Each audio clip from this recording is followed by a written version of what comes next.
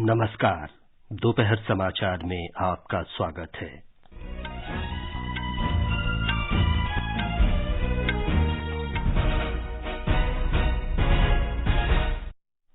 भारत और वियतनाम ने 2030 तक रक्षा सहयोग के संयुक्त दृष्टिकोण पत्र पर हस्ताक्षर किए। रक्षा मंत्री राजनाथ सिंह ने हनोई में वियतनाम के रक्षा मंत्री के साथ द्विपक्षीय वार्ता की। भारतीय रिजर्व बैंक ने रेपो दर में %0.5 की बढ़ोतरी की। रेपो दर अब 4.9% हुए।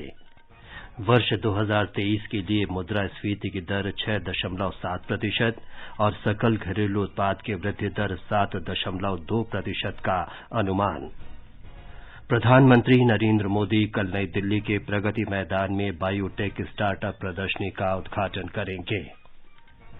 असम के 2 पर्वतीय जिलों में कार्बी आंगलांग स्वायत्त परिषद के 26 निर्वाचन क्षेत्रों में मतदान जारी। श्रीलंका ने कहा, आवश्यक वस्तुओं के भुगतान के लिए अगले 6 महीनों में कम से कम $5 अरब की आवश्यकता। आज विश्व महासागर दिवस है। महासागर और उनके संसाधनों पर जागरूकता बढ़ाने के लिए ये दिवस मनाया जाता है। प्रधानमंत्री ने पैरा शूटिंग विश्व कप में स्वर्ण पदक जीतने पर अवनी लेखड़ा और श्री हर्ष देव रेड्डी को स्वर्ण पदक जीतने पर शुभकामनाएं दी। और खेलो इंडिया युवा खेल में महाराष्ट्र पदक तालिका में शीर्ष पर, हरियाणा दूसरे और मणिपुर तीसरे स्थान पर। दोपहर समाचार में अलका सिंह के साथ मैं विमलेंदु पांडे। देश के 75वें स्वाधीनता दिवस समारोह के उपलक्ष्य में आजादी का अमृत महोत्सव के अंतर्गत सरकार अनेक गतिविधियों का आयोजन कर रही है। इस अवसर को जन उत्सव के रूप में मनाते हुए आकाशवाणी समाचार स्वाधीनता संग्राम और उसके गौरवशाली इतिहास पर विशेष प्रश्नोत्तरी कार्यक्रम प्रसारित कर रहा है। कल अमृत महोत्सव क्विज का प्रश्न था, किस स्वतंत्रता सेनानी ने गांधी जी को राजी किया था कि नमक आंदोलन केवल पुरुषों तक सीमित नहीं रखा जाए? इस प्रश्न का सही उत्तर है कमला देवी चट्टोपाध्याय ने। कमला देवी ने राजनीतिक सुधारों और स्वतंत्रता संग्राम में महत्वपूर्ण भूमिका निभाई। एक समाज सुधारक के तौर पर उन्होंने हस्तशिल्प, हथकरघा और थिएटर को वापस लाने और महिलाओं के सामाजिक आर्थिक उत्थान में योगदान दिया। आकाशवाणी समाचार को दुनिया भर के श्रोताओं से इस प्रश्न का उत्तर मिला है। भाग्यशाली विजेता हैं गाजियाबाद उत्तर प्रदेश के हर्ष गुप्ता। मैं हर्ष गुप्ता गाजियाबाद उत्तर प्रदेश का निवासी हूँ व निवेरक स्कूल कक्षा 8 का विद्यार्थी हूँ। मैं आकाशवाणी समाचार सुनता आ रहा हूँ। मेरे पिताश्री श्री पुनीत गुप्ता रोज रेडियो पर सुनते हैं। मेरे पापा के सुनने की शौक की वजह से मुझे भी इसकी लगन लगी। मैं पिछले साल से आजादी का अमृत महोत्सव बहुत रुचि से सुनता हूँ। मुझे इस महोत्सव के माध्यम से अपने देश के बारे में बहुत कुछ जानने को मिला। Thank you all India radio. जय हिंद, जय भारत। अमृत महोत्सव क्विज का अगला प्रश्न सोमवार 13 जून को पूछा जाएगा। आकाशवाणी के साथ अमृत महोत्सव क्विज में भाग लेकर स्वतंत्रता की 75वीं वर्षगांठ समारोह में शामिल हो। अब समाचार विस्तार से। भारत और वियतनाम ने 2030 तक रक्षा सहयोग के संयुक्त दृष्टिकोण पत्र पर हस्ताक्षर किए हैं। इससे मौजूदा रक्षा सहयोग और मजबूत होगा। रक्षा मंत्री राजनाथ सिंह ने हनोई में वियतनाम के रक्षा मंत्री फोन वॉन जियान के साथ वार्ता की। इस बैठक में द्विपक्षीय रक्षा सहयोग का और विस्तार करने तथा क्षेत्रीय और वैश्विक मुद्दों पर चर्चा की गई। इस अवसर पर माल परिवहन के क्षेत्र में पारस्परिक समझौता ज्ञापन पर भी हस्ताक्षर किए गए। ये माल परिवहन के क्षेत्र में प्रक्रिया को आसान बनाने में बड़ा कदम है। किसी देश के साथ किया गया इस तरह का वियतनाम का ये पहला बड़ा समझौता है। बैठक के दौरान वियतनाम को $50 करोड़ के ऋण रक्षा सहायता को भी अंतिम रूप देने पर भी सहमत हुई। भारतीय रिजर्व बैंक ने प्रमुख ब्याज दर में परिवर्तन किया है। रेपो दर 50 आधार अंक की बढ़त के साथ 4.9% हो गई है। मौद्रिक नीति समिति ने हाल ही में रेपो दर में 40 आधार अंक की बढ़ोतरी की थी। We will remain focused on bringing down inflation closer to the target and fostering macroeconomic stability. Let me now focus on the decisions and deliberations of the Monetary Policy Committee meetings, the meeting which we had recently. Against this background, the Monetary Policy Committee, that is MPC, met on 6th, 7th and 8th of June. And based on an assessment of the macroeconomic situation and the outlook, the MPC voted unanimously to increase the policy repo rate by 50 basis points to 4.90% with immediate effect. Reserve bank ने मुद्रास्फीति की दर 6.7% और सकल घरेलू उत्पाद की दर 7.2 रहने का अनुमान व्यक्त किया है। रिजर्व बैंक के गवर्नर शक्तिकांत दास ने घोषणा की कि मौद्रिक नीति समिति ने सर्वसम्मति से तत्काल प्रभाव से प्रमुख ब्याज दर में 50 आधार अंक की बढ़ोतरी का फैसला किया। रिजर्व बैंक के गवर्नर ने कहा कि पहली तिमाही में मुद्रास्फीति की दर 6% से ऊपर रहने का अनुमान है। उन्होंने कहा कि मुद्रास्फीति को तय लक्ष्य पर लाने के लिए कदम उठाए जा रहे हैं। रिजर्व बैंक के गवर्नर ने कहा कि स्थायी जमा सुविधा एसडीएफ और सीमांत स्थायी सुविधा एमएसएफ की दरों में भी 50 आधार अंक की वृद्धि की गई है। The standing deposit facility, that is the SDF rate, stands adjusted to 4.65% and the marginal standing facility, that is the MSF rate and bank rate, to 5.15%. The MPC also decided unanimously to remain focused on withdrawal of accommodation to ensure that inflation remains within the target going forward while supporting growth. Shri Das ने कहा कि रूस Ukraine युद्ध के कारण पूरी दुनिया में महंगाई बढ़ी है। उन्होंने कहा कि मुद्रास्फीति दर बहुत तेजी से बढ़ी है। उभरती अर्थव्यवस्था वाले देश में इसका विपरीत प्रभाव पड़ा है, लेकिन भारतीय अर्थव्यवस्था में उबरने की शक्ति है। वित्त मंत्री निर्मला सीतारामन ने कहा है कि वर्ष 2014 में सत्ता में आने के बाद एनडीए सरकार ने देश की अर्थव्यवस्था को पुनर्जीवित किया है। वित्त मंत्रालय के आर्थिक कार्य विभाग के और सेबी द्वारा नई दिल्ली में आयोजित आइकॉनिक सप्ताह समारोह के दौरान सभा को संबोधित करते हुए वित्त मंत्री ने कहा कि कॉरपोरेट टैक्स में कमी लाई गई है और अर्थव्यवस्था का डिजिटीकरण किया गया है। वित्त मंत्री ने कहा कि डिजिटीकरण से यूपीआई सहित अनेक नवाचार शुरू हुए हैं। उन्होंने कोविन प्लेटफॉर्म का उदाहरण देते हुए इसे अनोखा बताया। प्रधानमंत्री नरेंद्र मोदी कल नई दिल्ली में प्रगति मैदान में बायोटेक स्टार्टअप प्रदर्शनी का उद्घाटन करेंगे। श्री मोदी इस अवसर पर जनसभा को भी संबोधित करेंगे। जैव प्रौद्योगिकी विभाग और जैव प्रौद्योगिकी अनुसंधान सहायता परिषद 2 दिन की इस प्रदर्शनी का आयोजन कर रहे हैं। परिषद के 10 वर्ष पूरे होने के उपलक्ष्य में आयोजित प्रदर्शनी की थीम है बायोटेक स्टार्टअप नवाचार आत्मनिर्भर भारत। रक्षा मंत्री राजनाथ सिंह ने प्रौद्योगिकी विकास कोष टीडीएफ योजना के अंतर्गत वित्त पोषण की राशि बढ़ाने की स्वीकृति दी है। अब ये राशि प्रति परियोजना के हिसाब से 10 करोड़ रुपए से बढ़ाकर 50 करोड़ रुपए कर दी गई है। टीडीएफ योजना का उद्देश्य सूक्ष्म, लघु और मझौले उद्यमों और स्टार्टअप द्वारा बनाए गए उपकरणों, उत्पादों, प्रणालियों और प्रौद्योगिकी का स्वदेश में ही विकास करने में मदद करना है। ये फैसला आम बजट की घोषणा के अनुरूप है और रक्षा क्षेत्र को आत्मनिर्भर बनाने को बढ़ावा देगा। सड़क परिवहन और राजमार्ग मंत्री नितिन गडकरी ने भारतीय राष्ट्रीय राजमार्ग प्राधिकरण और राजपथ इंफ्राकॉन प्राइवेट लिमिटेड को 75 किलोमीटर बिटुमेन कंक्रीट रोड के निर्माण के लिए गिनीज वर्ल्ड रिकॉर्ड हासिल करने पर बधाई दी है। I am very happy today because our team has created one more world record. I congratulate the entire team of NHAI, consultant and contractor Rajpath Infracom Private Limited from Pune on accomplishing this Guinness World Record. NHAI on the occasion of the Azadi Ki Amrut Mahotsav announced by Honorable Prime Minister of India Shri Narendra Modi ji successfully completed a Guinness World Record by constructing 75 kilometer continuous bituminous concrete in single lane on NH53 between Amravati to Akola. ये समाचार हमारी website newsonair.com/hindi और हमारे mobile app news on AIR पर भी उपलब्ध हैं। सुनो ना, हाँ, सोच रहा हूँ अपना बिजनेस क्यों न बढ़ा लूं। तो रोका किसने है? हाँ? रोका तो किसी ने नहीं, पर समझ नहीं आ रहा कि मदद किससे मांगूं। मुझसे। तुमसे? तो अच्छा बताओ फिर। आकाशवाणी है ना, मैंने सुना है उसका नेटवर्क देश भर में फैला है। पर उससे मेरा क्या फायदा?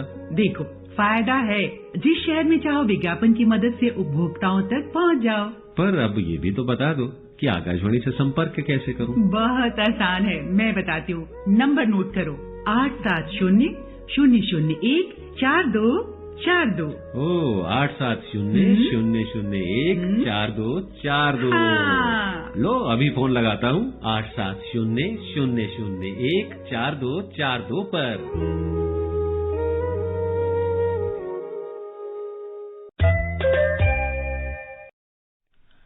दोपहर समाचार में आपका फिर स्वागत है। असम में कार्बी आंगलोंग स्वायत्त परिषद की 26 सीटों के लिए कड़ी सुरक्षा के बीच मतदान जारी है। अंतिम समाचार मिलने तक लगभग 38% मतदान हुआ। 7 लाख से अधिक मतदाता 14 महिला उम्मीदवारों सहित 154 उम्मीदवारों के राजनीतिक भाग्य का फैसला करेंगे। मतदान शाम 4:30 बजे तक चलेगा। 12 जून को वोटों की गिनती होगी। प्रधानमंत्री नरेंद्र मोदी ने कहा है कि भारतीय जनता पार्टी तेलंगाना में सुशासन के लिए काम करेगी। श्री मोदी ने कल नई दिल्ली में तेलंगाना में पार्टी के पार्षदों और नेताओं से मुलाकात की। बैठक के दौरान सामुदायिक सेवा प्रयासों पर ध्यान केंद्रित करने और जमीनी स्तर पर लोगों की मदद करने पर व्यापक चर्चा हुई।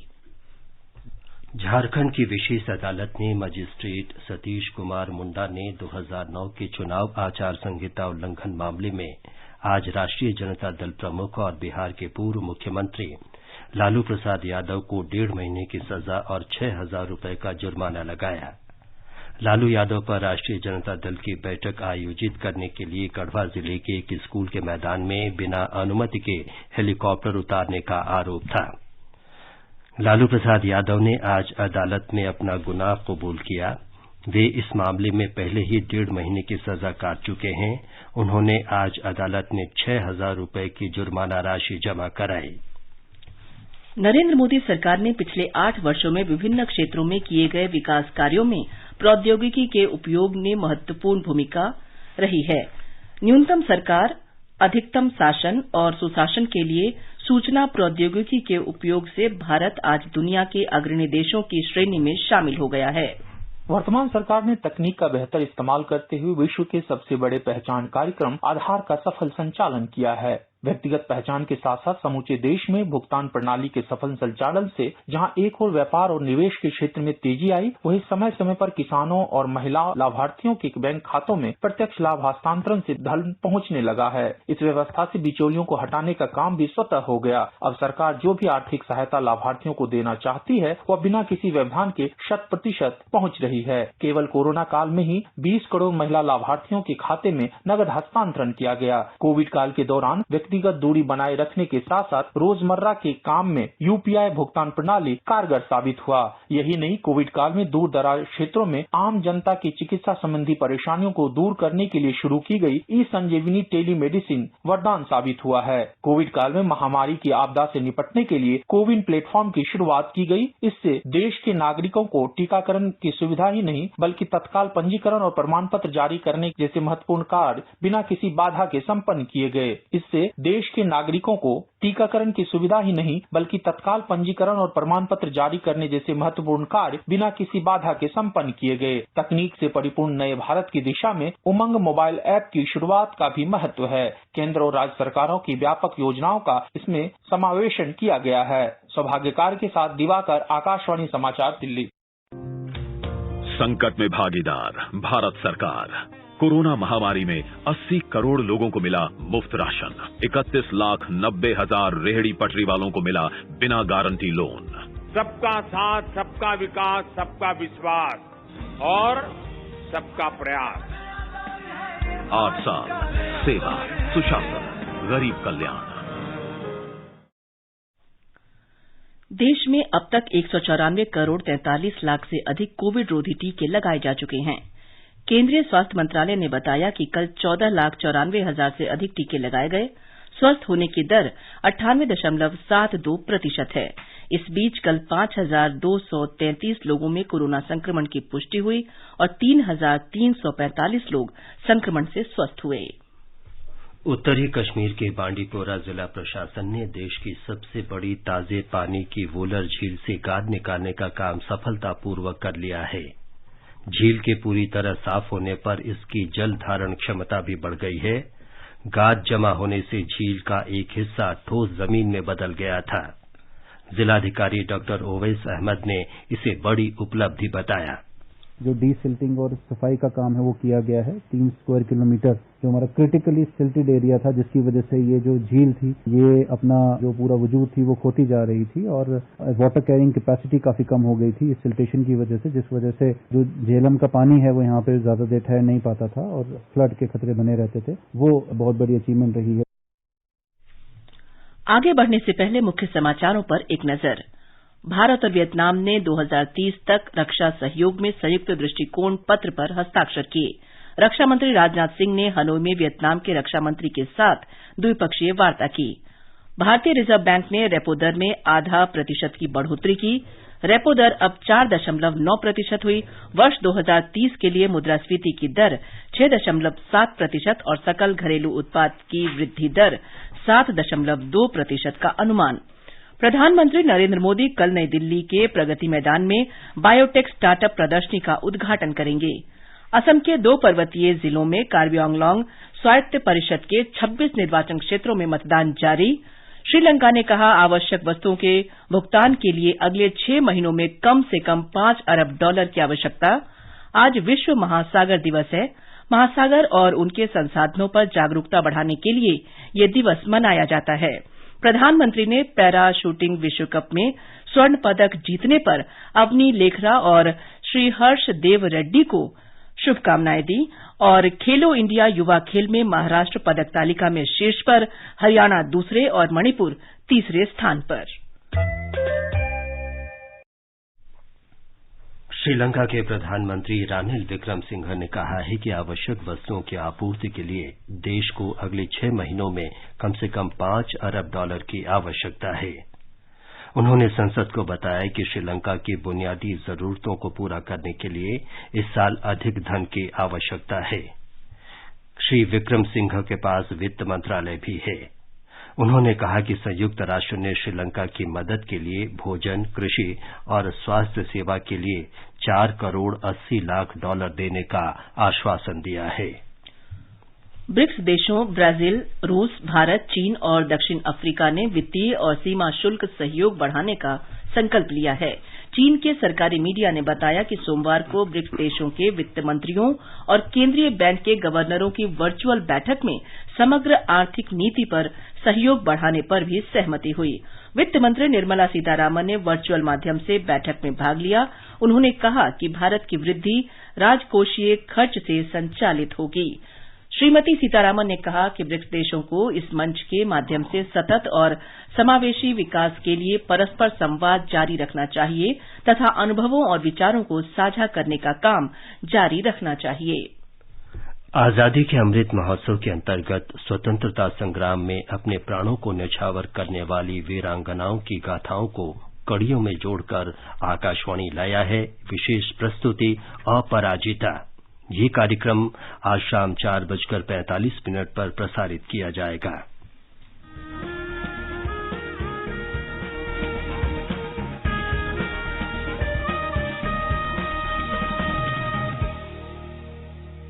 स्वाधीनता संग्राम के वे निशान जो साक्षी हैं हमारे सेनानियों के संघर्ष और बलिदान के। आकाशवाणी समाचार ला रहा है विशेष श्रृंखला निशान। हर बुधवार को शाम 4:45 पर कार्यक्रम परिक्रमा में FM गोल्ड 100.1 मेगाहर्ट्ज पर।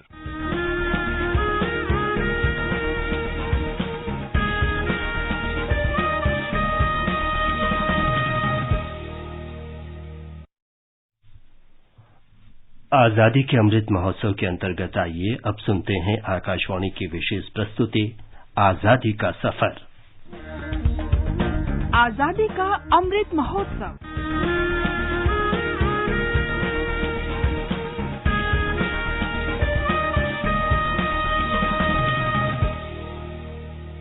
आजादी का सफर आकाशवाणी समाचार के साथ एक राष्ट्र का उदय, भारत का गौरवशाली स्वतंत्रता संग्राम आधुनिक विश्व के महानतम संघर्षों में से एक है। आकाशवाणी समाचार प्रतिदिन इस स्वतंत्रता आंदोलन की एक झलक आप तक पहुंचा रहा है। ನನ್ನ ಹೆಸರು ಬರಲಿಕ್ಕೆ ಕಾಸರಗೋಡಿಗೆ ಪ್ರತ್ಯೇಕವಾದಂತಹ ಅನೇಕ ಕೆಲಸಗಳನ್ನು ನನ್ನ ಜೀವಮಾನದಲ್ಲಿ ನಾನು ಮಾಡಲಿಕ್ಕೆ ಪ್ರಯತ್ನ ಪಟ್ಟದ್ದು ಒಂದು ಕಾರಣ. ಆದರೆ ಅದೇ ಒಂದು ವಿಷಯ ಮಾತ್ರ ಅಲ್ಲ, ಸಾಹಿತ್ಯದಲ್ಲಿ ನಾನು ಬಾಲ್ಯಾರಭ್ಯ ಆಸಕ್ತಿ ವಹಿಸಿದ್ದೆ.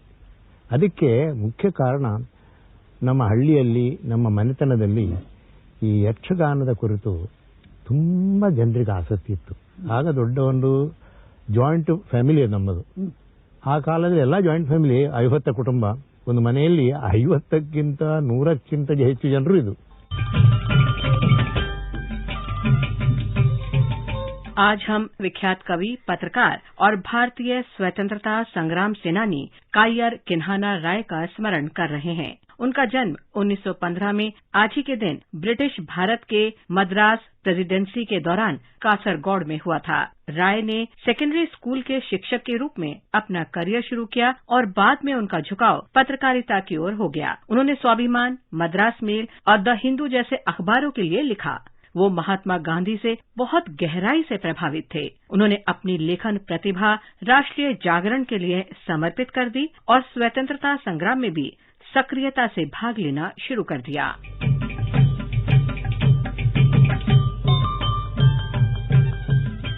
कायर किन्हाना राय एक सक्षम कवि भी थे। उन्होंने कन्नड़ कवि गोविंद पाई की जीवनी भी लिखी, जिनसे वे अत्यधिक प्रभावित थे। उनकी कुछ प्रमुख काव्य रचनाओं में श्रीमुख, चेतना, पुनर्नवा और कोरागा शामिल हैं। उनकी अन्य महत्वपूर्ण कृतियों में साहित्य दृष्टि और मलयाला साहित्य चरित्र उल्लेखनीय हैं। 1998 में वे 67वें अखिल भारत कन्नड़ साहित्य सम्मेलन के अध्यक्ष बनाए गए। राय को उनकी उत्कृष्ट उपलब्धियों के लिए अनेक विशिष्ट सम्मानों से अलंकृत किया गया।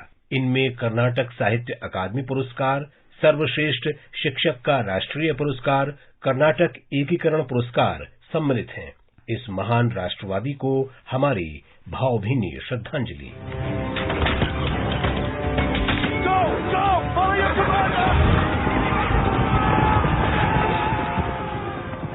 आज हम शहीद खान मोहम्मद को भी याद कर रहे हैं। उन्होंने 1857 में आजादी की पहली लड़ाई के दौरान विद्रोही क्रांतिकारियों का एक समूह संगठित किया। उन्होंने विद्रोही नेताओं को आर्थिक मदद भी उपलब्ध कराई तथा ब्रिटिश शासकों और उनके अत्याचारी शासन को उखाड़ फेंकने के लिए समूह का नेतृत्व किया।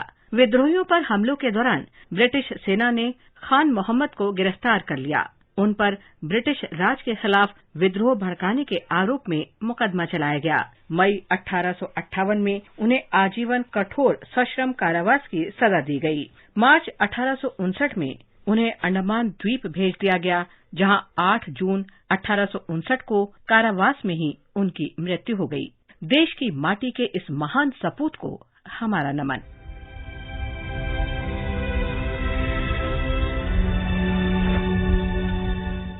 आज हम शहीद सुम्मू को भी उनकी पुण्यतिथि पर श्रद्धांजलि अर्पित कर रहे हैं। वे 1857 में आजादी की पहली लड़ाई के दौरान विद्रोही क्रांतिकारियों में शामिल हो गए और बॉम्बे प्रेसिडेंसी में अनेक स्थानों पर अंग्रेजों से लोहा लिया। सुम्मू ने विद्रोहियों का एक समूह भी संगठित किया, इस समूह की आर्थिक मदद की और अंग्रेजों पर हमले के लिए इसका नेतृत्व भी किया। कंपनी शासन के सैनिकों ने सुम्मू को गिरफ्तार कर लिया और उन पर मुकदमा चलाया गया। सुम्मू को 10 वर्ष के कठोर सश्रम कारावास की सजा सुनाई गई। मार्च 1859 में सुम्मू को अंडमान भेज दिया गया, जहां 8 जून 1859 को सेलुलर जेल में उनका निधन हो गया। इस महान देशभक्त को हमारी भावभीनी श्रद्धांजलि। और अब आकाशवाणी समाचार के साथ आजादी के सफर की ये कड़ी संपन्न होती है। कल फिर मिलेंगे अगली कड़ी के साथ।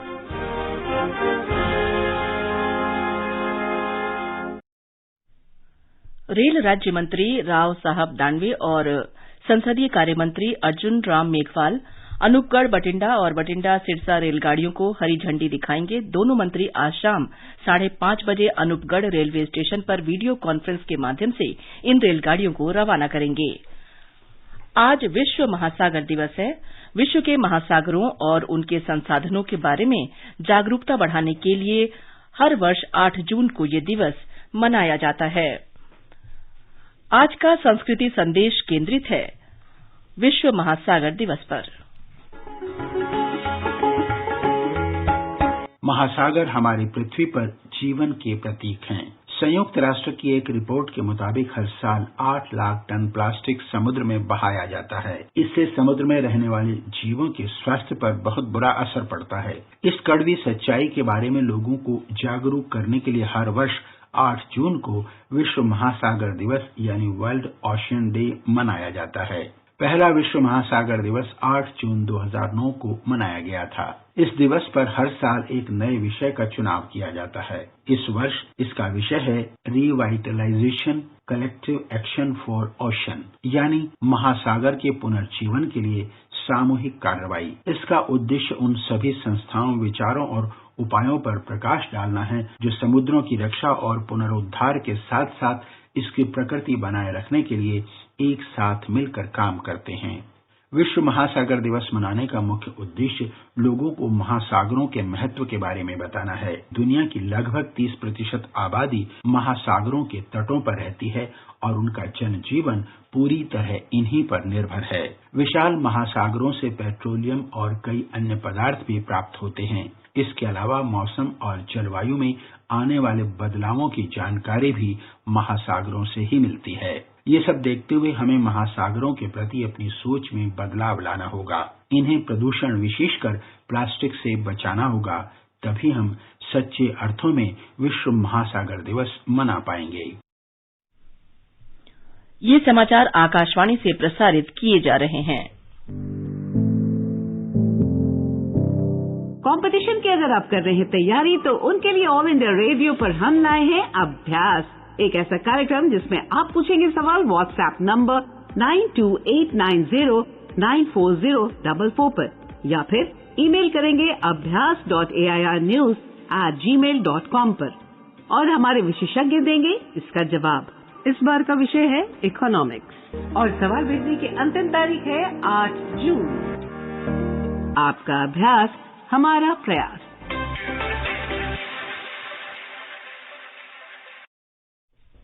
ये आकाशवाणी है। भारतीय महिला निशानेबाज अवनी लेखड़ा ने कल फ्रांस में पैरा निशानेबाजी विश्व कप में विश्व रिकॉर्ड स्कोर के साथ स्वर्ण पदक जीता। इस जीत से लेखड़ा ने वर्ष 2024 के पेरिस पैरालंपिक खेलों के लिए अपनी जगह सुनिश्चित कर दी है। वे टोक्यो पैरालंपिक खेलों की भी स्वर्ण पदक विजेता हैं। अवनी ने महिलाओं की 10 मीटर एयर राइफल SH-1 प्रतिस्पर्धा में 250.6 अंक लेकर विश्व रिकॉर्ड बनाया। राइफल प्रतियोगिता में SH-1 वर्ग उन एथलीटों के लिए होता है जिनके शरीर के निचले हिस्से प्रभावित होते हैं। प्रधानमंत्री नरेंद्र मोदी ने टोक्यो पैरालंपिक चैंपियन अवनी लेखड़ा को पैरा शूटिंग विश्व कप में स्वर्ण पदक जीतने पर बधाई दी है। श्री मोदी ने इसे ऐतिहासिक उपलब्धि बताया है। प्रधानमंत्री ने निशानेबाज श्री हर्ष देव रेड्डी को भी स्वर्ण पदक जीतने पर बधाई दी। खेलो इंडिया युवा खेल में महाराष्ट्र 24 स्वर्ण, 24 रजत और 18 कांस्य के पदक तालिका में शीर्ष पर है। हरियाणा को कुल 72 पदक के साथ दूसरे स्थान पर, मणिपुर पदक तालिका में तीसरे स्थान पर है। खेलो इंडिया युवा खेल प्रतियोगिता 13 जून तक चलेगी। अंत में मुख्य समाचार एक बार फिर। भारत और वियतनाम ने 2030 तक रक्षा सहयोग के संयुक्त दृष्टिकोण पत्र पर हस्ताक्षर किए। रक्षा मंत्री राजनाथ सिंह ने हनोई में वियतनाम के रक्षा मंत्री के साथ द्विपक्षीय वार्ता की। भारतीय रिजर्व बैंक ने रेपो दर में आधा प्रतिशत की बढ़ोतरी की। रेपो दर अब 4.9% हुई। वर्ष 2023 के लिए मुद्रास्फीति की दर 6.7% और सकल घरेलू उत्पाद की वृद्धि दर 7.2% का अनुमान। प्रधानमंत्री नरेंद्र मोदी कल नई दिल्ली के प्रगति मैदान में बायोटेक स्टार्टअप प्रदर्शनी का उद्घाटन करेंगे। और असम के 2 पर्वतीय जिलों में कार्बी आंगलांग स्वायत्त परिषद के 26 निर्वाचन क्षेत्रों में मतदान जारी। इसके साथ ही दोपहर समाचार का ये अंक समाप्त हुआ। नमस्कार।